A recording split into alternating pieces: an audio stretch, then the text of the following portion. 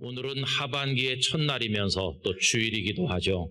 앞으로 6달 동안 우리 가정에 또 여러분들의 땀 흘려 수고하시는 곳에 또 공부하는 곳에 우리의 마음이 머무는 모든 곳에 하나님께서 은혜 주시기를 진심으로 기원합니다. 앞으로 몇 주간 동안 제자라고 하는 주제를 가지고 말씀을 이렇게 시리즈로 생각을 하려고 하는데 오늘은 그 첫 시간이 되겠습니다. 그렇게 하는 데 있어서 한 가지 전제해야 될 것이 있는데 제자라는 말과 대조되는 개념이 있다는 겁니다. 그 개념은 다른 게 아니라 무리라고 하는 것입니다. 여러분 사복음서 말씀을 읽어보면 이 제자와 무리가 여러 가지 면으로 반대되는 혹은 대조되는 개념으로 등장하는 것을 찾아볼 수가 있겠습니다. 이 무리와 제자는 여러 면에서 다른데 특별히 예수님과의 친밀도에 있어서 아주 다릅니다. 우리도 그렇죠. 전화가 오면 수화기를 듭니다. 저쪽에서 여보세요 그럽니다. 그러면 금방 아는 거예요. 아, 김 집사님이구나. 어떻게 금방 알까요? 그분의 목소리가 내 귀에 이미 들어와 있고 그분의 존재가 내 가슴에 아로 새겨져 있기 때문에 금방 알아차려요. 아주 친밀한 관계인 것입니다. 그런데 누군지 통 모르는 경우도 있어요. 저쪽에서 제가 누굽니다. 그리고 언제 우리 만났었잖아요. 그래도 그런 적이 있는지 이게 잘 생각이 안 날 때도 많이 있지 않습니까? 여러분, 예수님과 우리 사이의 관계도 그와 똑같습니다. 제가 개인적으로 좋아하는 말씀, 요한복음 13장 1절 말씀인데 이런 말씀이에요.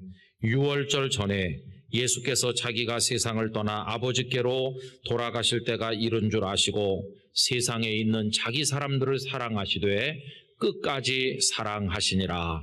아멘. 너무나 좋은 말씀이죠. 그런데 거기 표현 가운데 자기 사람들을 사랑하신다. 여러분 여기 자기 사람들, 다시 말하면 예수님의 사람들이 누구겠어요? 바로 제자들인 것입니다. 이 제자들은 예수님의 가슴에 담겨져 있는 너무도 사랑하는 사람들이어서 내 사람이라고 이렇게 하신다는 것입니다. 그러나 무리들은 그렇지 않습니다. 이 무리들은 예수님 주변에 많이 몰려와서 예수님 곁에 있는 것처럼 보였지만 이들은 때가 되면 다 흩어져 버리는 사람들로서 예수님의 마음 깊숙이 들어와 있는 사람들은 아니었다는 것입니다. 이 제자라는 주제로 말씀을 생각하게 되는 목적 중에 하나, 저는 우리 영락교회 교우들께서 예수님 주변에 모여들었다가 다 흩어져 없어져 버리는 무리 중에 한 사람이 아니라 우리 모두가 예수님께서 너는 내 사람이라고 말씀하시는 예수님의 제자가 되기를 바라는 것입니다. 여러분, 우리 모두가 예수님의 제자로 살아가게 되기를 기원합니다. 그러면 예수님의 제자에게 가장 중요한 게 뭐겠습니까? 여러 가지 얘기할 수 있죠. 그러나 한마디로 제일 중요한 걸 말한다면 예수님과 함께 있는 사람이 되는 겁니다. 마가복음 3장 14절 15절 말씀을 읽어드리겠습니다. 이에 12를 세우셨으니 하고 이는 12명을 세우신 이유를 말씀하는데 여러분 제일 먼저 나오는 게 뭐죠? 자기와 함께 있게 하시고 또 보내사 전도도 하며 귀신을 내쫓는 권능도 가지게 하려 하심이러라. 이렇게 되어 있죠. 제자에게 전도의 사명 굉장히 큰 겁니다. 능력을 받아서 귀신을 쫓아내는 것도 너무도 중요한 겁니다. 그런데 그것들을 언급하기 전에 더 먼저 언급하신 그들을 제자로 삼으신 이유가 뭐냐 하면 예수님 당신과 함께 있게 하시려고 그렇게 하셨다는 거예요. 그러니까 여러분 제자들은 전도도 잘해야 되겠고 여러 가지 능력도 행해야 되겠지만 가장 1차적인 사명은 주님 계신 곳에 함께 있는 것입니다. 주님과 동행하는 것입니다. 그게 제자에게 가장 본질적인 사명임을 말씀하고 있는 것입니다. 그래서 여러분 어떤 사람이 예수님의 진정한 제자인가의 여부를 판단하는 기준이 뭐겠어요? 그 사람이 늘 주님과 함께 동행하는지 그게 바로 판단의 기준이 된다는 겁니다. 그런데 복음서 말씀을 읽어보면 대부분의 사람들이 어떤 때는 예수님과 함께 하는 것 같은데 어떤 때는 예수님과 함께 하지 않더라는 것입니다. 그걸 보여주는 여러 예 중에 하나가 오늘 읽은 마태복음 5장 1절 이하의 말씀인데요. 여러분, 오늘 1절 우리 큰 소리로 다시 한번 읽어봅시다. 예수께서 무리를 보시고 산에 올라가 앉으시니 제자들이 나아온지라. 아멘. 이 말씀은 그 유명한 산상수훈과 팔복이 시작되는 부분 아닙니까? 예수님께서 그날 보니까 많은 무리들이 있었다는 겁니다. 여러분, 언제나 예수님 곁에는 무리들이 있었죠. 적게는 수십 명에서 많게는 수만 명에 이르기까지 많은 무리들이 있었습니다. 예를 들어 누가복음 12장 1절 앞부분에 보면 이런 표현이 나오죠. 그동안에 무리 수만 명이 모여 서로 밟힐 만큼 되었더니, 이렇게 표현할 정도로 어떤 때는 어마어마한 군중이 무리가 예수님께 모인 거죠. 그런데 이날도 예수님께서 무리들이 있는 것을 보시고 산에 올라가셔서 앉으셨습니다. 무엇을 기대하셨을까요? 저 무리들이 같이 산에 올라와서 내 앞에 앉으리라 기대감을 가지고 산에 올라가셨건만 정작 산에 올라온 사람들은 누굽니까? 이 무리들이 아니에요. 무리를 보시고 산에 올라가 앉으셨는데 나온 사람들은 제자들이었어요. 제자들이 나온지라 이렇게 기록하지 않습니까? 그러니까 여기서 분명히 드러나는 거예요. 무리는 산에 올라가지 않습니다. 그래서 예수님과 함께 하지 않습니다. 그러나 제자는 산에도 같이 올라가서 예수님과 함께 머뭅니다. 이게 무리와 제자의 차이점이라는 사실을 깨닫게 되는 것이죠. 그러면 예수님께서 이 사람들을 데리고 산에 올라가셨는데 거기서 무슨 일을 하셨나요? 말씀을 가르치는 겁니다. 그게 산상수훈이죠. 오늘 본문 2절에 보면 입을 열어 가르쳐 이르시되, 여러분, 제자는 산에 올라가서 예수님과 함께 머물며 예수님께 배우는 사람입니다. 그러나 무리는 산에 올라가지도 않고 예수님과 함께 하지도 않고 예수님으로부터 배우지도 않는 사람인 것입니다. 자, 그러면 산에 올라가지 않은 이 무리들은 산 밑에서 뭐 하고 있을까? 여러분, 산 밑에서 뭐 하고 있을까요? 놀고 있죠. 놀고 있는 거예요. 그러다가 말씀을 다 마친 예수님이 산에서 내려오시니까 그때부터 또 따라다니는 거예요. 그때부터 놀다가, 그게 어디 나오느냐? 8장 1절입니다. 여러분, 산상수훈 5, 6, 7장이 이제 말씀이 끝나고 8장 1절, 예수께서 산에서 내려오시니, 그 다음에 또 뭐라고 그랬어요? 수많은 무리가 따르니라. 어떤 때는 예수님을 따르다가 어떤 때는 따르지 않는 사람, 그게 무리입니다. 편할 때는 따르다가 어려울 때는 안 따르는 사람, 그게 무리인 것이죠.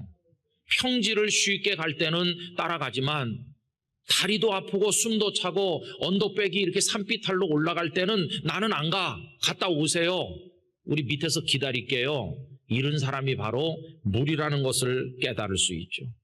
제자는 예수님께서 계곡으로 내려가셔도 따라 내려가고 가파른 산을 오르셔도 따라 올라가고 내 주님 계신 곳에 나도 언제나 같이 있겠습니다, 그런 사람이 제자인 줄로 믿습니다. 우리 영락교회 교우 여러분, 다 제자 되시기를 축복합니다. 그럼 왜 사람들이 무리가 되고 마는 것일까요? 당신 제자와 무리 중에 어느 쪽에 속하고 싶어요? 물어보면 다 당연히 나 제자 되고 싶다고 하는데 왜 실제로는 무리들 중에 한 사람으로 전락하고 마는 것일까요? 그 이유는 첫째는 다수가 가는 쪽으로 가고 싶어하는 경향이 우리에게 있기 때문이라고 생각합니다. 여러분, 사람들은 숫자에 참 약해요. 민주주의의 훌륭한 점이자 동시에 함정이 바로 그겁니다. 뭐든지 다수결로 하잖아요. 많은 사람이 사는 책, 베스트셀러, 반드시 내용이 좋은 책은 아닙니다. 그냥 많은 사람이 사는 거죠. 많은 사람이 지지하는 후보, 반드시 꼭 좋은 후보도 아닐 수도 있는데도 하여튼 많은 사람이 하니까 유행을 따르는 거, 이게 우리 속에 있지 않습니까? 그런데 여러분 기억하십시오. 진리는 다수결이 아닙니다. 진리는 많은 사람이 지지하는 게 꼭 진리인 것은 아닙니다. 진리는 하나님께서 옳다고 하는 게 진리인 것입니다. 모든 사람이 저쪽으로 가도 하나님께서 옳다고 하는 말씀이라면 나 혼자밖에 없어도 그 자리를 지킬 수 있어야 그 사람이 제자가 될 수 있는 것입니다. 여러분, 믿음을 지키기 어려운 것은 어느 사회도 기독교가 존재한 이래 기독교인이 다수였던 적은 한 번도 없기 때문인 것입니다. 예루살렘 교회에 교인이 많은 것처럼 보이지만 예루살렘 전체 인구에 비하면 얼마 안 되는 소수였습니다. 고대 교회 수백 년을 거쳐 중세 시대로 넘어가면 모든 나라가 다 기독교 국가고 황제부터 일반 백성까지 전 국민들이 다 기독교인인 것처럼 보였지만 아니요. 그건 다 형식적으로 교인일 뿐이고 정말 주님의 복음을 통해 거듭나고 중생한 진짜 제자는 중세 때도 몇 안 되는 소수였던 것입니다. 저는 두렵습니다. 지금도 대한민국의 교회는 1000만 명의 교인을 운운하고 있지만 1000만 명이 다 제자일까? 아마 상당한 다수가 그 중에 가짜 제자, 무리일 것입니다. 그 많은 1000만 명이나 헤아리는 교회에 드나드는 사람 중에 진짜 제자 얼마 있을까? 저는 영락교회 교인들이 다 제자가 되시기를 바라는 것입니다. 이건 굉장히 심각한 문제인 것입니다. 그냥 예수님 주변에 모여서 변죽만 울리다가 다 흩어져가는 사람이 아니라 마지막에 다 떠나고 나 홀로 남는다 할지라도 나 주님의 편에 주님과 더불어 머물겠습니다. 그런 사람 우리가 돼야 될 거 아니겠습니까? 주님께서 우리에게 원하시는 건 바로 그런 사람이 되는 것이라고 믿습니다. 그 다음 왜 사람들이 다 무리의 길을 가고 마는 것일까? 그 이유는요, 제자의 길, 제자도 그게 어렵기 때문입니다. 요한복음 6장에 보면 많은 사람들이 예수님 곁에 있어요. 왜냐하면 떡 5개 물고기 2마리로 그들의 배를 불려주셨거든요. 그래서 열광했습니다. 예수님께 완전히 반했습니다. 예수님 하는 것이죠. 그런데 예수님의 일행이 배를 타고 갈릴리 건너편으로 가시는 걸 보고 이 사람들이 어디로 가신대? 이렇게 수소문하더니 예수님을 따라옵니다. 예수님께 푹 빠진 것이죠. 예수님은 배 타고 가시는데 이 사람들은 배를 타고 따라온 게 아니고 갈릴리 바다 가장자리로 도보로 걸어서 오는데 누가 먼저 도착했을까요? 아주 쉬운 퀴즈. 배 타고 가는 예수님이 먼저 도착했을까요? 도보로 오는 이 무리가 먼저 도착했을까요? 이 무리들이 먼저 도착한 거예요. 예수님의 배가 오길 기다릴 정도로 그렇게 열심히 예수님을 위해 예수님을 향해 달려갈 정도로 열정이 대단한 사람들이에요. 그게 요한복음 6장 앞부분이죠. 그런데 이게 웬일입니까? 여러분, 나중에 요한복음 6장 뒤쪽으로 가니까요, 그 많은 열정을 가지고 예수님께 달려왔던 사람들이 다 떠나가 버리고 몇 사람 안 남습니다. 왜요? 예수님을 따르는 길이 어렵기 때문이죠. 그들은 예수님께서 계속 자기들에게 이 땅의 양식을 공급해 주기를 원했지만 예수님께서는 더 이상 그들이 기대하는 걸 주지 않으시고 오히려 나는 육신의 떡이 아니고 하늘로부터 온 생명의 떡이라고 그들로서는 받아들이기 어려운 말씀을 계속 하셨습니다. 그들은 예수님을 임금으로 추대하고 자신들의 모든 필요를 채워주는 그런 분으로 모시기를 원했지만 예수님은 이 지상의 나라의 왕이 되길 원하지 않으시고 나는 하늘에 있는 하나님의 나라를 위해 왔다고 그들의 기대를 부응해주지 않으셨을 때 그들은 실망한 것입니다. 그러면서 저 말씀이 어렵죠. 그러면서 다 떠나갔어요. 요한복음 6장 60절 말씀, 제자 중 여럿이 듣고 말하되 이 말씀은 어렵도다 누가 들을 수 있느냐 한데, 여러분 여기 제자라고 되어 있지만 가짜 제자입니다. 사실은 무리에 불과한 사람들이죠. 여러분, 제자들이 걸어가야 될 길 어렵죠. 제자도는 어떤 것입니까? 하나님의 뜻을 이루기 위하여 내 뜻을 버려야만 갈 수 있는 길. 당장 육신의 배부름을 포기하고 영원한 배부름을 선택한 사람만 갈 수 있는 길.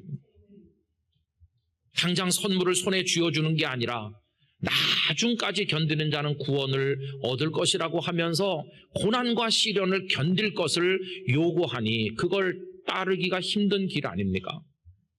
그리고 예수님과 마주보다가 등 돌려 서로 다른 길로 가는 길이 아니라 예수님과 같은 방향을 바라보며 한 걸음 앞에 가시는 그분의 뒤를 따라서 가야 될 바로 그 길. 예수님과 함께 있으면서 예수님께서 모욕과 멸시를 받으실 때 함께 받아야 되는 길. 이게 제자가 걸어가야 되는 길이니 쉽겠습니까? 그러니까 사람들이 어렵다고 하면서 이제 다 떠나가는 겁니다. 그들이 떠나가는 모습이 요한복음 6장 66절에 나옵니다. 그때부터 그의 제자 중에서 많은 사람이 떠나가고 다시 그와 함께 다니지 아니하더라. 떠나가는 사람, 가짜 제자죠. 다 무리들에 불과한 것이죠. 다 떠나가고요. 6장 맨 끝에 가보면 달랑 몇 명 오롯이 남았습니다. 그 몇 명 안 남은 사람에게 예수님께서 물어보십니다. 6장 67절 예수께서 12 제자에게 이르시되 너희도 가려느냐? 다 갔어. 그 많던 사람 나 버리고 다 갔는데 너희들은 어떻게 할 거야? 너희도 가려느냐? 여러분이 예수님의 심각한 질문에 오늘 아침에 온전한 대답을 하시게 되기를 원합니다. 그때 베드로가 뭐라고 대답을 했나요? 이렇게 대답하죠. 시몬 베드로가 대답하되 주여 영생의 말씀이 주께 있사오니 우리가 누구에게로 가오리이까? 우리가 주는 하나님의 거룩하신 자이신 줄 믿고 알았사옵나이다. 아멘. 그들은 예수님 곁에 남아 있었습니다. 숫자가 몇 명 안 되었습니다. 그러나 남아있는 그 사람들은 떠나가는 무리가 아닌 예수님의 제자였습니다. 여러분, 주께서는 오늘 우리가 당신 곁에 그렇게 남기를 원하시는 것입니다. 이 제자라고 번역된 마데테스라고 하는 헬라어 단어 속에는 마음을 빼앗긴 사람이라는 뜻이 들어있습니다. 제자는 누굽니까? 우리의 스승이신 예수님께 온 마음을 빼앗기듯 드린 사람인 것입니다. 예수님께 몰입된 사람, 예수님밖에 모르는 사람, 그 사람이 제자인 것입니다. 또 이 제자라는 단어 속에는 돌아오는 귀의자라는 뜻도 들어있는데 지금까지 거짓 스승을 따라 거짓 피난처를 따라 돌아다니다 지치고 피곤하여 안식처를 얻지 못했던 사람들이 주님밖에는 없구나 그러면서 주님께 돌아와 그 품에 안기는 사람, 그가 제자인 것입니다. 그때부터 그 사람은 예수님 없는 인생은 아예 상상도 할 수 없어서 오직 주님만 바라보면서 주님 계신 곳 나도 있으리라 그렇게 생각하며 사는 사람, 그 사람이 바로 제자인 것입니다.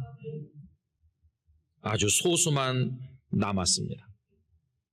여러분, 그 다음엔 어떻게 됐나요? 예수님께서는 그 남아있는 소수의 제자들과 함께 길을 떠나셨습니다. 아주 멀고 험난하지만 그러나 거룩한 생명의 길을 걷기 시작하셨습니다. 예수님이 가시는 그 길은 그 갈릴리 이 마을 저 마을로 연결되어 있었고 가끔은 예루살렘 뒷골목으로 이어져 있었습니다. 그리고 예수님의 길은 때로는 척박하고 황량한 돌멩이밖에 없는 유대 광야로도 연결되어 있고 어떤 때는 아무도 가려고 하지 않는 사마리아 사람들의 마을로도 연결되어 있었습니다. 예수님은 뜨거운 떼약볕 아래서 그 길을 타박타박 걸으셨는데 걷고 또 걷고 또 걸으셨습니다. 예수님의 마지막 여행은 북쪽 갈릴리에서 남쪽 예루살렘으로 가시는 여행이었습니다. 예루살렘이 목적지였습니다. 왜? 거기서 십자가를 지실 것이기 때문이었습니다. 그렇게 예루살렘을 향해 가는 길에 막바지는 여리고에서 예루살렘으로 올라가시는 길이었습니다. 여리고는 해수면보다 300m 이상 낮은 지대이고 예루살렘은 해수면보다 700~800m 높은 곳에 있기 때문에 여리고에서 예루살렘으로 올라가려면 해발 고도를 한 1000m는 높여야 되는 아주 숨차고 다리가 아프고 가파른 힘든 오르막길인 것입니다. 저는 영상 40도가 넘는 어느 날 여리고에서 예루살렘까지 올라가는 게 엄두가 나지 않아서 거꾸로 예루살렘에서 여리고로 걸어 내려와 본 적은 있습니다. 한 너댓 시간 걸리더군요. 걸어 내려오는 것도 숨이 콱 막힐 지경이었습니다. 그런데 예수님은 저와 여러분을 위하여 그 길을 걸으셔서 예루살렘으로 올라가신 것입니다. 그리고 예루살렘 광장이 끝이 아니라 거기서 더 높은 곳 겟세마네 동산에까지 올라가셨습니다. 그리고 제자들은 그 많은 길을 따라서 걸었습니다. 예수님 걸으시는 길을 따라서 유대 광야도 사마리아인의 마을로도 그리고 여리고에서 예루살렘으로 올라가는 그 험난하고 숨막히는 길도 제자들 다 따라서 겟세마네 동산에까지 걸어 올라간 것이죠. 그런데 여러분 보세요. 거기가 끝이었습니다. 겟세마네 동산에까지 올라간 이 예수님 산악회 회원들, 이 제자들 거기서 맥이 다 풀려버리고 다리가 다 풀려 주저앉았습니다. 예수님은 겟세마네보다 더 높은 곳으로 가시려고 하는데 제자들은 거기서 다 뿔뿔이 흩어져 떠나니 흩어져 떠나가는 제자들의 뒷모습은 무리와 진배 없는 안타까운 모습이셨습니다. 그러나 등반 대장과도 같으신 예수님은 겟세마네에서 끝내지 않으시고 더 높이 오르시는데 골고다 언덕을 오르시더니 그 위에 또 우뚝 서 있는 십자가에까지 올라가 매달리시더니 그게 끝이 아니라 예수님은 저 높은 영광의 하늘나라 보좌 위에까지 오르셔서 지금 그 자리에 계신 것입니다. 우리 영락교회 교우 여러분, 우리도 예수님 산악회 회원인 줄로 믿습니다. 우린 지금 어디까지 따라가는 중일까요? 아이고 사마리아 동네 더러운 사람들이 나는 못 들어가겠다. 갔다 오시지요. 이렇게 합니까? 아니면 저 여리고에서 예루살렘까지 가파른 길 1000m는 올라가야 되는 길 나는 도저히 다리 아파 못 가요. 이렇게 거절하십니까? 아니면 중간쯤 가다 되돌아 내려오시려고 합니까? 아니면 겟세마네 근처까지 가신 겁니까? 여러분, 우리가 예수님이 가신 곳을 따라가고 있지 못하다면 간절히 바라건대 하나님의 성령님의 도우신 가운데 재도전하시기를 바랍니다. 예수님의 제자들 흩어져 갔지만 나중에 성령님의 능력 가운데 그리 돌아와서 베드로, 야고보, 요한 각자 자기의 골고다에 올라갔고 각자 자기의 십자가에까지 올라가셨고 그분들 다 지금 예수님 보좌 옆에 둘러서 있는 줄로 믿습니다. 그들은 정상을 정복하는데 성공한 것입니다. 여러분, 우리들도 다시 행장을 꾸려서 다시 출발해야 될 것입니다.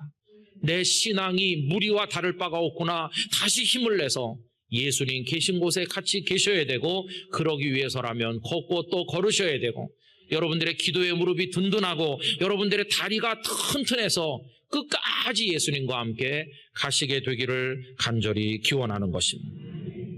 그래서 우리 중에 절대로 누구 한 사람도 처음에는 넓고 편한 길이지만 마지막엔 멸망의 나락으로 떨어지는 무리들이 걷는 대로를 선택하지 말고 처음에는 길이 구불하고 좁고 너무 불편하지만 나중에 생명의 천국으로 연결되어 그 길을 걷는 자들이 하늘나라 유리바닷가 위에서 하나님을 찬송하게 되는 바로 그 제자들이 걷는 길을 따라 영락 가족들이 다 걸어가시게 되기를 간절히 기원하는 것입니다.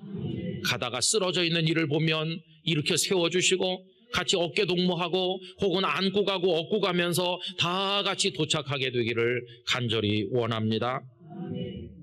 그라나를 읽어드리고 말씀을 마치겠습니다. 오라 나와 함께 길 가자 사랑하는 자여, 개인 날이나 험한 날이나 한 사람보다는 두 사람의 발길이 빠르니 우리 함께 가자. 오라 나와 함께 길 가자 사랑하는 자여, 내 너를 결코 저버리지 않으리니 미지의 것을 향한 의혹과 두려움이 다시는 너를 괴롭히지 못하리라. 오라 나와 함께 길 가자 사랑하는 자여, 내가 너의 기쁨과 슬픔 같이 하리라. 하나님의 보좌와 아름답고 즐거운 내일을 향해 우리 손 마주잡고 가자. 오라 나와 함께 길 가자 사랑하는 자여, 검은 구름 자욱한 곳에서 내가 너의 길에 같이 하리라. 나의 자녀여, 우리 함께 싸우며 나아가리니. 우리 모든 영락교회 교우들이 이 시대에 참 제자가 되어서 예수님과 함께 산에도 오르고 나중엔 천국에도 오르고 예수님과 영원히 함께 하시게 되기를 우리의 길잡이가 되신 주님의 이름으로 축원합니다.